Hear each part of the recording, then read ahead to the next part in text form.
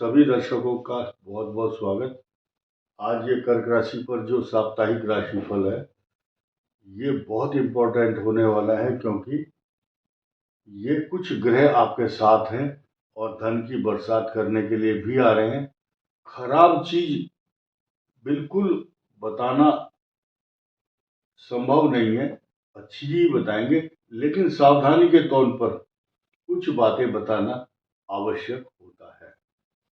ये वीडियो पुनर्वसु, पुष्य और श्लेषा, पुनर्वसु नक्षत्र का जिसका चतुर्थ चरण हो, पुष्य 4 चरण और श्लेषा 4 चरण, ये उनके लिए है। आपका कोई भी लग्न हो लेकिन चंद्र राशि बड़ी महत्वपूर्ण है, और शास्त्रों में लिखा है कि जन्म राशि प्रधानत्वम नाम राशि न चिंतित। इस संसार में लोगों के भ्रम जब तक बने रहेंगे जब तक वो पूरी तरह ज्योतिष नहीं सीखते। लेकिन जब भी वीडियो बनता है कोई ना कोई पूछता है चंद्र से देखें या लग्न से, और हम बार बार बताते हैं, उसके बाद उनकी बात दिमाग में कभी नहीं बैठती और ना बैठेगी। तो ये चंद्र राशि से होगा, आपका लग्न कोई भी हो, पुनर्वसु, पुष्य और श्लेषा नक्षत्र है। अब ध्यान दीजिए कौन कौन सी चीज बड़ी इंपॉर्टेंट है आपके लिए। देखिए, आपका कैरियर को संवारने के लिए और सजाने के लिए शुक्र ग्रह सबसे इंपॉर्टेंट रहेंगे। इनका बहुत बड़ा रोल है आपके जीवन में, क्योंकि इनकम हाउस का लॉर्ड है। आपके चतुर्थ माता, मित्र, मकान, सवारी, सुख, वैभव, प्रॉपर्टी, जमीन जायदाद, घरेलू सुख के साधन। रीजन क्या है, ये इतनी सारी बातें क्यों बताई? इस शुक्र की दृष्टि यहाँ है, सुख के स्थान पर है। तो शुक्र क्या करता है? शुक्र को सुख कहा गया है, सांसारिक सुख, विलासितापूर्ण जीवन, अच्छा खान पान, यानी कि मन के अनुकूल, बढ़िया अच्छे पकौड़े पनीर के और दूध घी से बने हुए प्रोडक्ट, अच्छी खुशबूदार रहन सहन, घर में साज सज्जा, अच्छे पर्दे और अच्छे आभूषण पहनना, ये स्टाइल बनाता है शुक्र अपनी। और ऐसे व्यक्तियों के प्रति लोगों का अनुराग, लोगों का आकर्षण बढ़ता है। ऐसे व्यक्ति को समाज में बहुत बड़ा अनुकरणीय, वंदनीय और प्रशंसनीय और माननीय व्यक्ति माना जाता है। जब शुक्र दशम में होता है, तो शुक्र दशम में आने के बाद मनुष्य को कई बड़ी बड़ी सभाओं में सम्मानित भी किया जाता है, नौकरी और इंक्रीमेंट मिलता है, और लोग उसकी वंदना करते हैं और समाज में अग्रगण्य व्यक्ति के रूप में अपनी पहचान बनाता है। ऐसा शुक्र का फलादेश शास्त्रों में कहा गया है। यही शुक्र उनको ज्यादा लाभ देता है जो ठेकेदार हों, जज हों, एडवोकेट है, पत्रकार है, या फिल्मों में काम करते हो, या परफ्यूम का काम करते हो, या दूध के प्रोडक्ट हो, या होटल हो, उनका होटल चलता है, और अच्छे टेक्सटाइल मिल या कपड़ों के काम करने वाले ऐसे लोग हैं। कुछ के नाम नहीं बोल पाया हूं मैं, तो आप समझ लो। जरूरी नहीं है कि सभी का खराब होगा, सबका अच्छा है। तो ये तो हुआ शुक्र का परिणाम, जो आपके हेल्थ और कैरियर और आपका मान सम्मान, नौकरी, प्रतिष्ठा, इंक्रीमेंट, प्रमोशन, चारों तरफ से खुशहाली देने वाला है।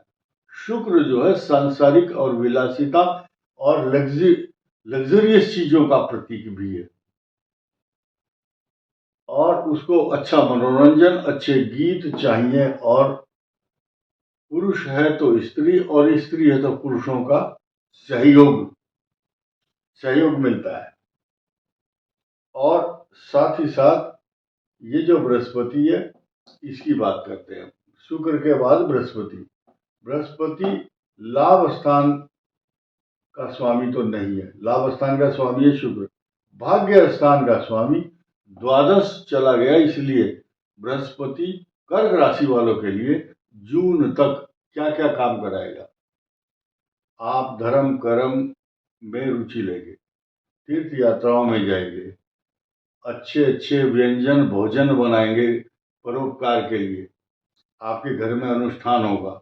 ऐसा कोई भी कार्य होगा, मांगलिक कार्य, जिसमें नीचे बैठ करके या आप किसी बैंक्वेट हॉल में बहुत सारी गैदरिंग को भोजन कराएंगे, ऐसा कोई भी काम हो सकता है। भाई मुंडन है, जनेऊ हुआ, कोई भी संस्कार हो, उस संस्कार को आप जोड़िए इस बात से कि आपके घर में कोई समारोह, बहुत सारे लोग इकट्ठे होंगे। दान धर्म लिफाफा दे करके आप लोगों को सम्मान देंगे कि भाई आदर सत्कार करेंगे, आप लोगों का लिफाफा देंगे। ये बृहस्पति तीर्थ यात्राओं का भी कारक है। कोई शिरडी साईं बाबा के यहाँ जाएंगे, कोई बालाजी, कोई खाटू श्याम जी, और कोई जाएगा वैष्णो देवी। इस प्रकार से तीर्थ यात्राओं में भ्रमण करने का योग बनाता है जून तक। जून तक रहेगी ये पोजीशन। चार धाम की यात्रा करेगा, कोई गंगा सागर जाएगा, इस तरह के योग बन रहे हैं। ये बृहस्पति का बताया, लेकिन ये बृहस्पति आपको बहुत बड़े बड़े ऐसे व्यापार, इंपोर्ट एक्सपोर्ट, या विदेश जाने की, या विदेशों से धन लाने की इतनी बड़ी अपॉर्चुनिटी दे रहा है, पूछो मत। ये दो ग्रहों की बात की है मैंने। अब तीसरे ग्रह की बात करेंगे, केतु की। केतु आपके मुख के रोग देता है। मुंह के अंदर कोई दांत का है, मसूड़े का है, जीभ का है, कोई छाले हो जाते हैं मुंह में। और तीसरा, तीन चार रोग के बाद चौथा रोग सुनिए कौन सा है, जो आपने सुना नहीं होगा।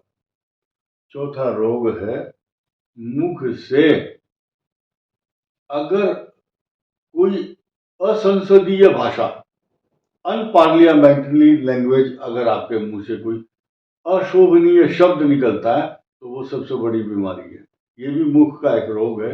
It may be create some problem, जो बहुत लंबा विवाद पैदा कर देती है। एक चीज ध्यान रखना, जब भी राहु काल हो या किसी का काल सर्प दोष हो, काल सर्प, काल मैंने समय, काल सर्प और राहु काल, काल यहां भी आ रहा है, और यह है केतु। केतु भी काल शब्द का ही दूसरा पर्यायवाची है, क्योंकि राहु काल के समय अगर काल सर्प योग बना हुआ हो और इस व्यक्ति के मुख से कोई ऐसा शब्द निकल जाए जो समय काल और परिस्थिति के अनुसार अनुकूल नहीं हो, असंसदीय हो, तो ये बहुत बड़ा कारण बन जाता है। खास तौर से अपने शब्दों को तोल मोल के बोल।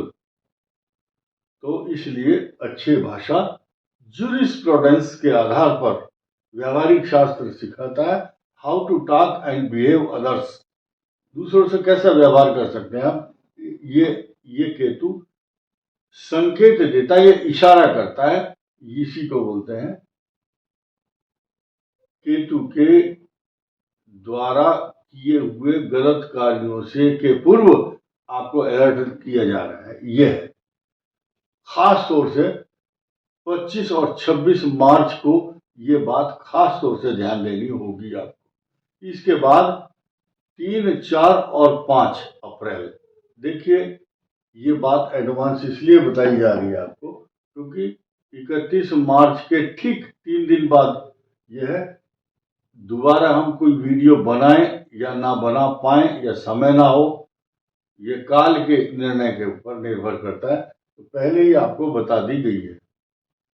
You should be very careful during this period, 3, 4, 5 April.